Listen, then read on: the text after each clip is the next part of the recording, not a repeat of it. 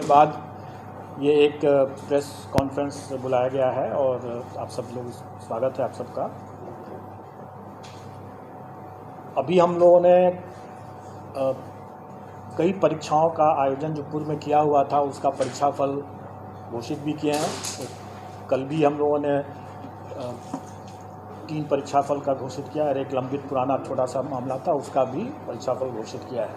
आगे आने वाले समय में भी हम लोग अब बहुत जल्दी जो हमारे लंबित हैं CDPO के, DPRO के, प्रोजेक्ट मैनेजर के और पंचायती राज ऑडिटर का, इन सबों का परीक्षा फल भी हम लोग अगले माह तक निश्चित रूप से घोषित कर देंगे। और उम्मीद है कि जुलाई माह में हम लोग 67 कंबाइंड सिविल सर्विस एग्ज़ाम का, मेंस का भी परीक्षा फल घोषित कर सकेंगे। ये हमारे जो पुराने जितने हम लोग परीक्षा लेते रहे हैं, जो ले चुके हैं, उसका परिणाम परीक्षा फल के बारे में मैंने बताया। अब एक नया टास्क मिला है UPSC को सरकार के द्वारा। आप सब लोग अवगत हैं, वो अध्यापक नियुक्ति के लिए अनुशंसा भेजने के लिए। इसका हम लोगों ने पाठ्यक्रम और परीक्षा के संरचना के बारे में अपने वेबसाइट पर प्रदर्शित कर दिया है और मैं समझता हूँ कि इसको लेकर के कुछ संशय आप लोगों के भी मन में होगा और अभ्यर्थियों के भी मन में होगा, और मैं चाहूँगा कि आप लोग भी प्रश्न पूछें और उनके बाद अगर कोई संशय है तो मैं कोशिश करूँगा कि उसको दूर करूँ। कुछ जानकारी मैं दे देना चाहूँगा ताकि आप लोग प्रश्न अगर पूछेंगे तो आसानी रहेगा। उसके बाद टोटल पद जो है वो प्राथमिक विद्यालय के लिए 79,943 है, जिसकी अधियाचना आयोग को प्राप्त हुई है। 79,943। उसके बाद माध्यमिक विद्यालय के लिए 32,916, 32,916। और उसके बाद हायर सेकेंडरी के लिए 57,602, 57,602। टोटल होता है 1,70,461, 1,70,461। आप लोग भी टोटल कर लेंगे। अब इसमें जो अहर्ताएँ हैं वो सरकार के नियमावली में दिया हुआ है, और जहाँ जहाँ वो मिसिंग होगा वो सरकार के निर्देश पर और सरकार के साथ आयोग की बैठक, संयुक्त बैठक में जो निर्णय लिया जाएगा उसके अनुरूप वो होगा। और वो विज्ञापन के समय, जब विज्ञापन निकलेगा 1-2 दिन में, मैं समझता हूँ कि विज्ञापन भी हम लोग निकाल देंगे। वैसे मैं बता दूँ मोटा मोटी तौर पर कि प्राथमिक विद्यालय के लिए जो न्यूनतम अहर्ताएँ होंगी वो inter pass plus CTET plus diploma in elementary education या BEd अगर किया हो तो वो होना चाहिए। माध्यमिक विद्यालय के लिए graduation plus state STET plus BEd, और हायर सेकेंडरी के लिए पोस्ट ग्रेजुएशन होना है और स्टेट और BEd होना है। डिग्री मतलब graduation plus state plus BEd। और इसमें जो नियमावली के हिसाब से ही जो लोग वर्ष 2012 के पूर्व के जो होंगे, जो नियोजित हैं, उनके लिए TET मतलब टीचर्स एलिजिबिलिटी टेस्ट से वो उनको एग्जेम्पशन है। 2012 से। हाँ, तो ये हुआ। उसके अलावा फिर एज रिलैक्सेशन भी है उन लोगों के लिए। वो सारा चीज़ नियमावली में पहले से दिया हुआ है, वही चीज़ विज्ञापन में हम लोग रिपीट कर देंगे। अब जो हम लोगों ने जो पाठ्यक्रम निकाला और जो उसके लाइट में लोगों को जो जिज्ञासा या संशय है, थोड़ा मैं उसको दूर करना चाहूँगा। पहली बात कि ये लोग प्रश्न पूछ रहे हैं कि परीक्षा एक ही दिन में होगा, एक दिन से अधिक में होगा, तो हम लोग आवेदन जो मांगेंगे वो इन सभी पदों के लिए एक साथ मांगेंगे, एक ही आवेदन होगा। मतलब कहने का है कि एक कैंडिडेट अगर वो योग्य है तो वो प्राथमिक के साथ साथ वो हाई स्कूल के लिए भी और हायर सेकेंडरी स्कूल के लिए भी, तीनों के लिए वो अप्लाई कर सकता है। एक साथ अप्लाई एक साथ कर सकता है। और जब हम अप्लाई करने की जब हम उसको सुविधा देंगे, क्योंकि उसका हक भी है, अगर वो योग्य है तो तीनों में अप्लाई कर सकता है, तो स्वाभाविक है कि हम उसको तीनों के लिए परीक्षा में उत्तीर्ण होने के लिए भी हम उसी हिसाब से परीक्षा की तिथि को रखेंगे, ताकि अगर वो योग्य कैंडिडेट है तो वो तीनों परीक्षा में अलग अलग तिथि पर वो भाग ले सकता है। अब हम आते हैं पाठ्यक्रम के बारे में। पाठ्यक्रम या और परीक्षा की जो संरचना है वो हम लोगों ने इस तरीके से डिसाइड किया है कि एक पेपर जो होगा वो क्वालिफाइंग नेचर का है, और वो भाषा का पेपर जो है वो क्वालिफाइंग नेचर का है। उसमें उसको सिर्फ पास करना है, उसका मेरिट में नहीं जुटेगा वो। उसमें भाषा में 2 सेक्शन रहेगा। एक सेक्शन अंग्रेजी है जो सबको करना है, और दूसरा सेक्शन में विकल्प है, मतलब कि वो हिंदी, उर्दू या बंगला। क्योंकि हमारे पास जो पद आए हैं प्राथमिक में, उसमें बंगला के लिए 148 पद है, उर्दू के लिए 12,729 पद है, और बाकी जो प्राथमिक के जो बाकी हैं वो सामान्य मतलब हिंदी के हैं। ये जो क्वालिफाइंग वाला जो मामला है, जिसमें 25 मार्क्स का अंग्रेजी, मैं आपकी जिज्ञासा को जल्दी शांत कर दूंगा। 25 मार्क्स जो रहेगा वो, और सभी एग्ज़ाम जो हमारे हैं वो MCQ बेस्ड हैं, मतलब कि ऑब्जेक्टिव टाइप के हैं और मल्टीपल चॉइस क्वेश्चंस रहेंगे। और क्वालिफाइंग नेचर का जो पेपर भाषा का है उसमें अंग्रेजी 25 नंबर के रहेंगे, 25 प्रश्न, और हिंदी या उर्दू बंगला जो रहेगा वो 75-75 का रहेगा। उसमें से कोई एक चुनना है उनको। मतलब टोटल 100 नंबर के 100 प्रश्न रहेंगे, और पूरे पेपर में उनको 30% मतलब कि 30 नंबर न्यूनतम लाना होगा, तभी वो पास करेंगे, नहीं तो वो परीक्षा से, प्रतियोगिता से बाहर हो जाएंगे। इसमें जो लोगों को जो जिज्ञासा है कि पहला कि क्या 30% अंग्रेजी में अलग और हिंदी में अलग लाना है, तो ऐसी बात नहीं है। संयुक्त रूप से उनको 30% लाना है, मतलब 30 नंबर लाना है।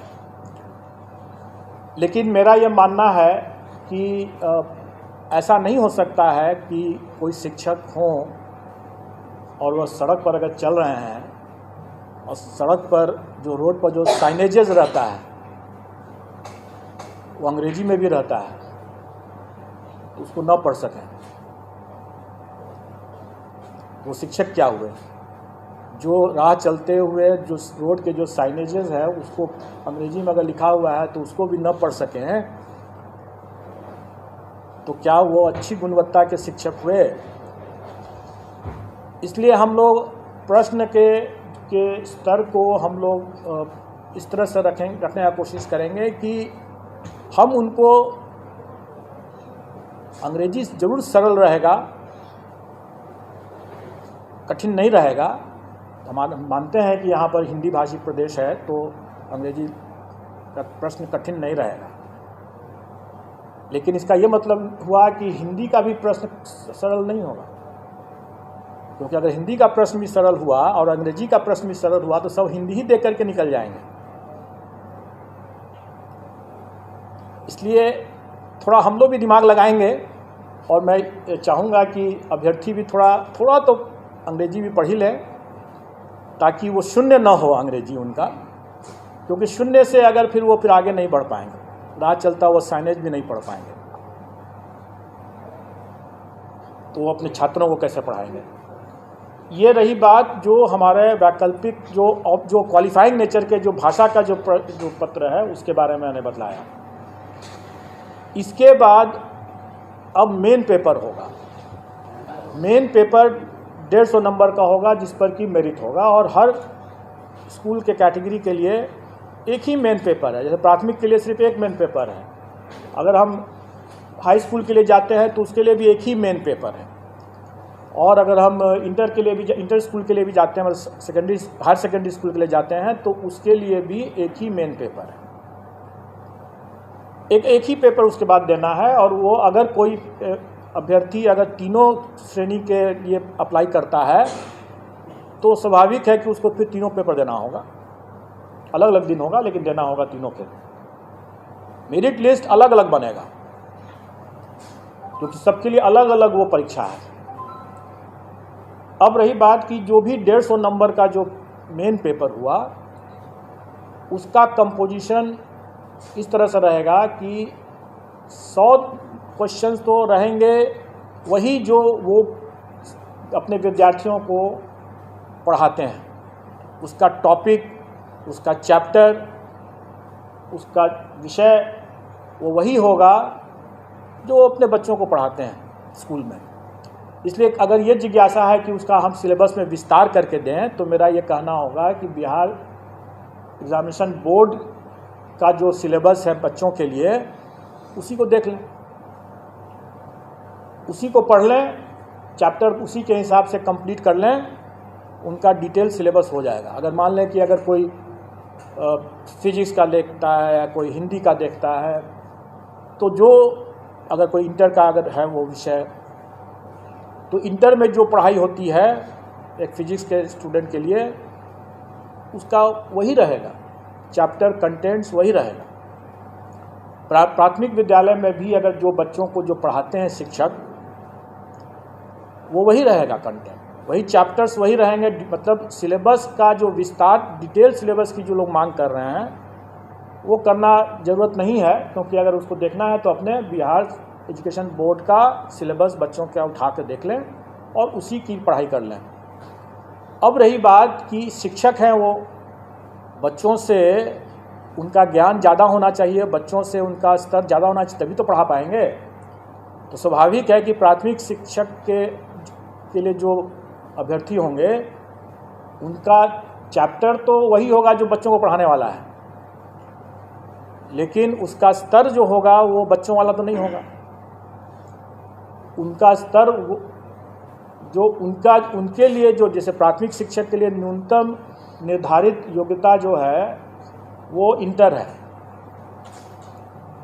तो उसी के आलोक में प्रश्न पत्र का स्तर होगा। चैप्टर तो वही हुआ जो प्राथमिक विद्यालय में जो पढ़ाते हैं, लेकिन उसका जो स्तर जो होगा वो उनके जो न्यूनतम निर्धारित योग्यता मतलब इंटर जैसे है, तो उसी को ध्यान में रख करके होगा कि इंटर पास एक अभ्यर्थी स्कूल प्राथमिक विद्यालय के बच्चों को पढ़ाएंगे तो उनको क्या ज्ञान होना चाहिए, जो भी विषय वो पढ़ाएंगे उसके लिए उनका क्या ज्ञान होना चाहिए, क्या स्तर होना चाहिए, वो उसी के आलोक में रहेगा। और उसी तरीके से अगर मान लें अगर +2 का अगर कोई शिक्षक है अभ्यर्थी, तो स्वाभाविक है कि वो +2 के विद्यार्थियों को पढ़ाने के लिए उसका स्तर तो उससे ऊंचा का होना है, तो फिर +2 के शिक्षक के न्यूनतम अर्हता जो है वो पोस्ट ग्रेजुएशन का है। तो पोस्ट ग्रेजुएशन का है तो हम लोग उसी के आलोक में कि वो इंटर के बच्चों को पढ़ाने वाले पोस्ट ग्रेजुएट अभ्यर्थी हैं, तो प्रश्नों का स्तर क्या होना है वो उसी के हिसाब से हम लोग तय कर लेंगे। तो अब इसमें इसको लेकर के जो लोगों को कन्फ्यूज़न था कि हमारा क्या रहेगा, पाठ्यक्रम का कैसे मतलब डिटेल क्या रहेगा, तो मैंने बता दिया। अब रही बात कि ये तो 100 नंबर के हुआ, बाकी 50 नंबर के जो रहेंगे वो सामान्य ज्ञान जो है, जनरल साइंस कह लें, जनरल स्टडीज़ कह लें, वो बेसिकली जो पहला जो 100 नंबर का जो हुआ वो उनके नॉलेज का टेस्ट होगा, और बाकी जो 50 नंबर का जो होगा वो उनके इंटेलिजेंस का टेस्ट होगा। मतलब कि उसमें मेंटल एबिलिटी रहेगा वगैरह वगैरह, रीजनिंग रहेगा और इसी तरह के मिलते जुलते चीज़ रहेंगे। जो उनके कुछ हो सकता है कि सामान्य तरह का जो एक किसी भी जागरूक नागरिक को या शिक्षक को थोड़ा बहुत ज्ञान होना चाहिए सामान्य ज्ञान का, तो वो उसी तरह का रहेगा। वो बहुत ऐसा बिल्कुल नहीं रहेगा कि हम कोई जो लोग ये आशंकित हो रहे हैं कि हम एसडीएम बना रहे हैं, ऑफिसर बना रहे हैं, ऐसी बात नहीं है। वो भी लोक सेवक ही होंगे और जो एसडीएम जो हैं वो भी लोक सेवक ही होंगे। और किसी भी एक लोक सेवक को एक जो सामान्य ज्ञान का जो स्तर होना चाहिए, इसका स्तर उतना ज़्यादा नहीं होगा, जो कि स्पष्ट है। लेकिन इसमें 50 नंबर जो रहेंगे वो उनके विषय ज्ञान से हट करके ये उनके सामान्य ज्ञान, जो उनकी बुद्धिमत्ता का जो हम असेस करने का प्रयास करेंगे इसमें। अब रही बात कि इस पूरे मामले में हम लोगों ने इस बात शुरू से ही स्पष्ट कर दिया है कि इसमें तुक्केबाजी को हम प्रश्रय नहीं दे सकते हैं। मेरा ये मानना है कि अगर कोई ऑफिसर अगर है तो वो ऑफिसर, जैसे सिविल सर्विसेज का हम एग्ज़ाम लेते हैं, वो कोई भी विषय पढ़ के आता है लेकिन वो उस विषय का उपयोग नहीं करता है अपने कार्य में। अगर वो मान लें कि फिजिक्स पढ़ के आया तो सीधे वो फिजिक्स का उपयोग थोड़ी कर रहा है अपने कार्य में। लेकिन शिक्षक जो है वो सीधे अपने उस ज्ञान का उपयोग कर रहा है। अगर वो फिजिक्स पढ़ के आया है या हिस्ट्री पढ़ के आया है तो वो उसका उपयोग कर रहा है अपना ज्ञान बांटने में, अपने विद्यार्थियों को पढ़ाने में। वो अपने ज्ञान के मामले में तुक्केबाजी अगर करते हैं तो ज़्यादा खतरनाक होगा। वो बच्चों के लिए भविष्य से खिलवाड़ वाली बात होगी। इसलिए हम उनको तुक्केबाजी पर अंकुश शुरू से ही लगाएंगे और इसलिए हम इसमें नेगेटिव मार्किंग रखेंगे। लेकिन अभ्यर्थियों को उससे घबराना नहीं चाहिए, क्योंकि आफ्टर ऑल जो वो पढ़ाएंगे बच्चों, जो उनका अपना खुद का विषय है, जिस पर उन्होंने पढ़ाई किया है और जिस पर वो आगे काम कर रहे होंगे या काम करेंगे, उसका तो उनको ज्ञान होना ही है, नहीं तो वो अपना पढ़ाएंगे कैसे। इसलिए वो चूँकि उनका ज्ञान भी है, उसका अनुभव भी है, इसलिए उनको कोई उसमें तुक्का लगाने की ज़रूरत नहीं होगी उनको। और इस बार तो मतलब कंबाइंड सिविल सर्विस की तुलना में सक्सेस रेशियो जिसमें जो होना है, जैसे 1,70,000 से ऊपर वैकेंसी है। अगर अभ्यर्थियों की संख्या हम माने कि 6-7 लाख अगर होंगे तो आप अनुपात देख लें कि सक्सेस का अनुपात काफ़ी बेहतर है कंपेयर टू जो कंबाइंड सिविल सर्विसेज एग्ज़ाम, जिसमें कि काफ़ी मारामारी रहता है। तो इसमें उतना घबराने की ज़रूरत नहीं है। प्रश्न का स्तर जो होगा वो कठिन नहीं होगा, लेकिन डेफिनेटली वो एक तरह से बहुत हल्का भी नहीं होगा। वो उनके जो काम जो करेंगे, जो पढ़ाएंगे, उसको उसके ही आलोक में उसका स्तर होगा। तो नेगेटिव मार्किंग कितना होगा उसके बारे में जो लोग यहाँ पर पहले से जुटे हुए हैं आयोग के संबंध में, नेगेटिव मार्किंग संबंध में, जानते हैं कि अगर 5 ऑप्शन रहेंगे अगर, तो 1/n-1 होता है फॉर्मूला उसके हिसाब से। मतलब कि अगर 5 ऑप्शन है तो मतलब कि 4 गलत प्रश्न और 1 सही प्रश्न मिलाकर के 0 होना है। 5 ऑप्शन है तो 1/4 हो जाएगा, और अगर 4 ऑप्शन है तो 1/3 माइनस हो जाएगा। ये स्टैंडर्ड स्टैटिस्टिकल फॉर्मूला रहता है और इसका निर्णय हम लोग कर देंगे और वो परीक्षा में भी उन लोग पता चल जाएगा। लेकिन इससे घबराने की बात बिल्कुल नहीं है। और हम लोग अभ्यर्थियों को पर्याप्त समय भी देंगे पढ़ाई करने के लिए, तैयारी करने के लिए, इसलिए इसमें घबराने वाली बात तो बिल्कुल नहीं है। और अनुपात, जो सक्सेस का अनुपात इतना बेहतर है, मैं समझता हूँ कि जो अगर थोड़े से भी जो लोग पढ़ा रहे होंगे, ठीक से पढ़ा रहे होंगे, तो उनके लिए कोई दिक्कत नहीं होनी चाहिए, आ जाएंगे इसमें।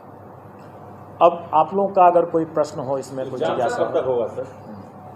एग्ज़ाम कब तक होगा। एग्ज़ाम हम लोग में कोशिश करेंगे कि हम लोग उनको लगभग 3 माह का हम लोग उनको टाइम तो देना चाहेंगे, 90 दिन का। दिसंबर में लगभग एग्जाम होगा तो नवंबर तक तो सितंबर तो आप लोग हम लोग एक साथ रोटी भी खा सकते हैं और सब्जी भी खा सकते हैं। तो हम लोग तो हम लोग सितंबर में अगर वो परीक्षा कर रहे हैं तो इसका ये मतलब थोड़ी है कि हम लोग उसके पहले परीक्षा दूसरा नहीं ले सकते हैं। हम लोग उसके मतलब नहीं, ऐसी बात नहीं, हम लोग आसपास हम लोग उनको पर्याप्त समय देंगे और मोटा मोटी आप ये समझ के चलें कि अगस्त महीने में एग्ज़ाम होगा। अगस्त महीने में एग्ज़ाम होगा। हम लोग अभी चूँकि वो ये एग्ज़ाम 4 दिन चलेगा, क्योंकि 4 पेपर हो जाते हैं, और चूँकि हमें सबको मौका देना है, प्राथमिक के लिए भी और हाई स्कूल के लिए भी और हायर सेकेंडरी के लिए भी, इसलिए वो हमें समय लगेगा उसमें।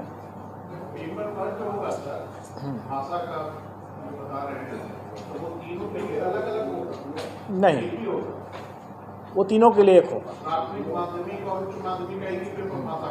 इसलिए आप वो सरल होगा, वो सरल होगा।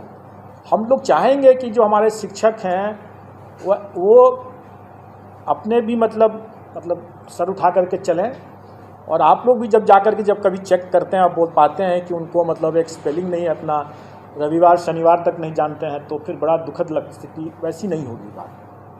बस उतना ही जानना है उनको, क्योंकि उसके बाद जो अपने विषय के जो हैं वो अपने विषय के तो ज्ञाता हैं ही। इसका सिलेबस क्या होगा सर, भाषा का? वही तो मैं बता रहा हूँ कि ये एक सामान्य होगा। अगर मान लें कि अंग्रेजी की बात अगर करें तो वो कम से कम अगर अंग्रेजी का अखबार उठा करके पढ़ तो सकें, अगर 4 लाइन में कोई लिखा हुआ है तो उसको समझ तो सकें कि क्या लिखा हुआ है, उतना ही भर है, सामान्य है। कोई हम उसमें उनसे शेक्सपियर के बारे में नहीं पूछने वाले हैं। कट ऑफ मार्क्स जैसे था कि सर वो सामान्य प्रशासन का बहुत पुराना सर्कुलर है और वो सभी परीक्षाओं में लागू है, वो इसमें भी लागू है। सर अभी इंग्लिश पेपर की बात कर रहे थे, तो जहाँ तक मेरे नज़रिया है कि ग्रामीण क्षेत्र में बहुत कम ऐसे टीचर हैं जो इंग्लिश पढ़ाते हैं। गवर्नमेंट स्कूल में इंग्लिश का साधन नहीं है, तो लोग कैसे पढ़ेंगे और कैसे पेपर दे पाएंगे? देखिए, जैसे आप शायद पता नहीं थी कि नहीं थी, मैंने बताया कि क्या ग्रामीण क्षेत्र के लोग पटना नहीं आ रहे हैं? आ रहे हैं। और सड़कों पर आजकल पटना के सड़कों पर आप देखेंगे कि साइनेजेस जो हैं काफ़ी अंग्रेजी में लिखे हुए हैं। जितने व्हाट्सअप जो होते हैं, बहुत से व्हाट्सअप तो अंग्रेजी में भी लिखते हैं ना। सीनियर टीचर्स जो है कोई एक अगर हम बिहार के भविष्य के लिए बात कर रहे हैं, हमारे बच्चे क्या उनकी सीमाओं से बच्चे की भी जानकारी या उनका जो ज्ञान जो है बाधित हो जाए? नहीं होना चाहिए। हम उनको अंग्रेजी पढ़ाने के लिए नहीं कह रहे हैं, क्योंकि वो अंग्रेजी विषय के वो शिक्षक नहीं है, इसलिए अंग्रेजी वो नहीं पढ़ा रहे हैं।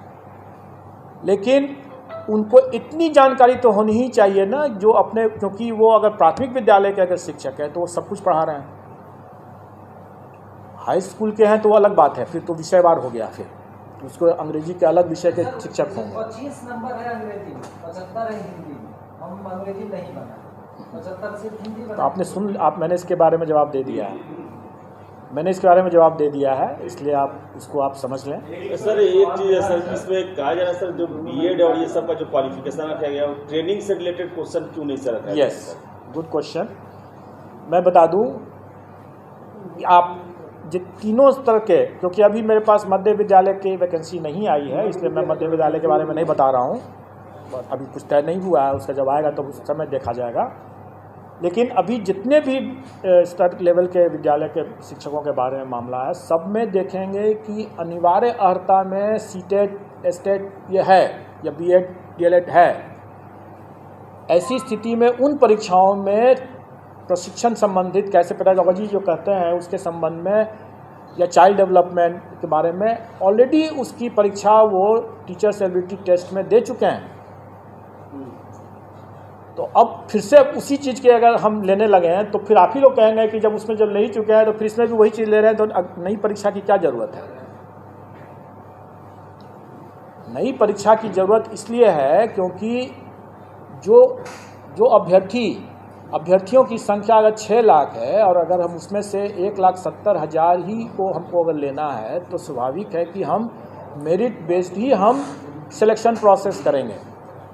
अब रही बात कि पेडागोजी जो है या चाइल्ड डेवलपमेंट CDP जिसको कहते हैं, चाइल्ड डेवलपमेंट पेडागोजी के बात जो कहते हैं, ये ऐसा चीज़ है जिसके लिए वो पहले से एलिजिबल हो, अपनी पात्रता पहले से प्रमाणित कर चुके हैं। दूसरी बात कि ये ऐसा मामला है कि वो भविष्य में, क्योंकि वो TET करके आए हुए हैं, वो जब स्कूल में जब जाएंगे वहाँ भी और भी अनुभव ज्ञान अभी हासिल करेंगे, उनका उसमें निखार आना ही है। उस पर हमको एक बार जब वो एलिजिबिलिटी टेस्ट कर चुके हैं उस बिंदु पर, तो दोबारा हमको उसी बिंदु पर उसकी परीक्षा लेने का कोई मतलब नहीं है। ये भाषा वाले में आप जनरल तो हो गया, इंग्लिश और हिंदी दोनों होना चाहिए, लेकिन अगर कोई बांग्ला का इंस्ट्रूमेंट है या उर्दू का इंस्ट्रूमेंट है, उसके लिए क्या वो भाषा का क्या? वही तो मैं बताया ना कि Hindi oblique Urdu oblique Bangla. Hindi oblique. अच्छा, प्रश्न पत्र बाइलिंगुअल रहेगा या हिंदी केवल? देखिए, प्रश्न पत्र जो हमारा जो सब्जेक्ट का जो रहेगा वो बाइलिंगुअल रहेगा, लेकिन नेचुरली अगर हिंदी का प्रश्न अगर है का पेपर है तो हिंदी में ही सिर्फ रहेगा। अगर इंग्लिश का है तो फिर उसमें हिंदी तो नहीं रहेगा। एक उर्दू वाले की मदरसा वाले जो लैंग्वेज का जो विषय का जो पेपर रहेगा वो उसी लैंग्वेज में रहेगा, जो बाइलिंगुअल नहीं रहेगा। ये DET को लेके बिहार में तो अब तक परीक्षाएं हुई है, इसमें महिलाओं को विशेष छूट दिया गया है कि 85% उनके दिए 85 मार्क्स है, तो क्या वो छूट आप जारी रखेंगे या फिर 90 का है? देखिए, जो मिनिमम क्वालिफाइंग जो कट ऑफ है वो सरकार के द्वारा पहले से निर्धारित है, उसमें महिलाओं के लिए अलग है, सामान्य के लिए अलग है। वो उसका पूरा आप लोगों को ज्ञान होगा, हमारे पाठ्यक्रम में भी वो परसेंटेज लिखा हुआ है। अब रही बात कि सरकार ने इस बार जो नियमावली जो बनाया है उसमें प्राथमिक विद्यालय के शिक्षकों के लिए शिक्षकों के पद पर महिलाओं के लिए आरक्षण जो है 50% शायद रखा है, 50% रखा है, जो अन्य में 30% या 35% है। प्राथमिक में 50 और अन्य में 35। अन्य में जो पहले से है वो सही रहे, और प्राथमिक विद्यालय के केस में 50% आरक्षण महिलाओं के लिए।